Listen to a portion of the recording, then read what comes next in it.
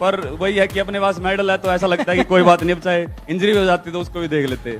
नीरज चोपड़ा आज देश के लिए किसी हीरो से कम नहीं।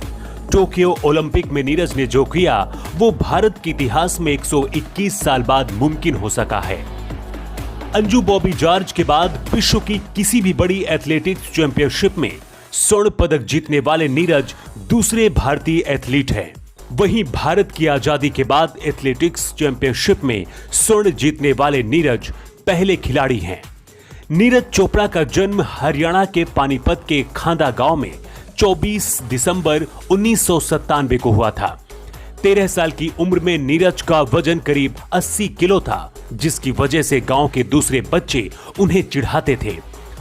नीरज के चाचा 13 साल की उम्र से दौड़ लगाने के लिए उन्हें स्टेडियम ले गए और यहीं से शुरू हुआ नीरज की कहानी का असली सफर। नीरज पढ़ाई के साथ साथ जेवलिन में भी अभ्यास करना शुरू कर दिया था।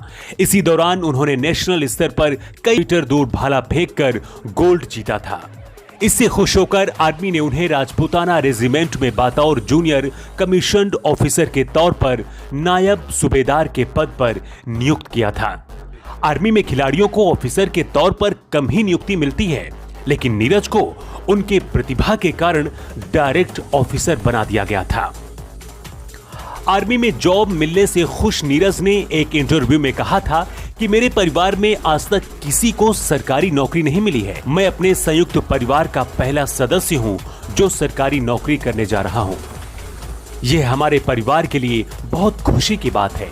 इससे मैं अपनी ट्रेनिंग जारी रखने के साथ साथ अपने परिवार की आर्थिक मदद भी कर सकूंगा। नीरज ने साल 2018 में फिर एक करिश्मा किया। इंडोनेशिया के जकार्ता में हुए एशियन गेम्स में नीरज ने 88.06 मीटर का थ्रो कर गोल्ड मेडल जीता। नीरज पहले भारतीय हैं जिन्होंने एशियन गेम में गोल्ड जीता है। एशियन गेम के इतिहास में जेवलिन थ्रो में अब तक भारत को सिर्फ 2 मेडल ही मिले हैं, लेकिन 2019 नीरज चोपड़ा के लिए बेहद मुश्किलों भरा रहा। कंधे की चोट के कारण वो खेल नहीं पाए। आज की तारीख में नीरज के पास विदेशी कोच है, बायोमैकेनिकल एक्सपर्ट है, लेकिन यह सच है कि साल 2015 के आसपास तक नीरज ने एक तरह से खुद ही अपने आप को ट्रेन किया, जिसमें घायल होने का खतरा ज्यादा बना रहता है। उसके बाद ही उन्हें अच्छे कोच और दूसरी सुविधाएं मिलने लगी। नीरज चोपड़ा को उनके लंबे बालों की वजह से सोशल मीडिया पर लोग उन्हें मोगली के नाम से भी जानते हैं। नीरज अभी 23 साल के हैं और उनकी नजर अब 2024 के पेरिस ओलंपिक पर है। न्यू टाइम्स के लिए स्पेशल रिपोर्ट।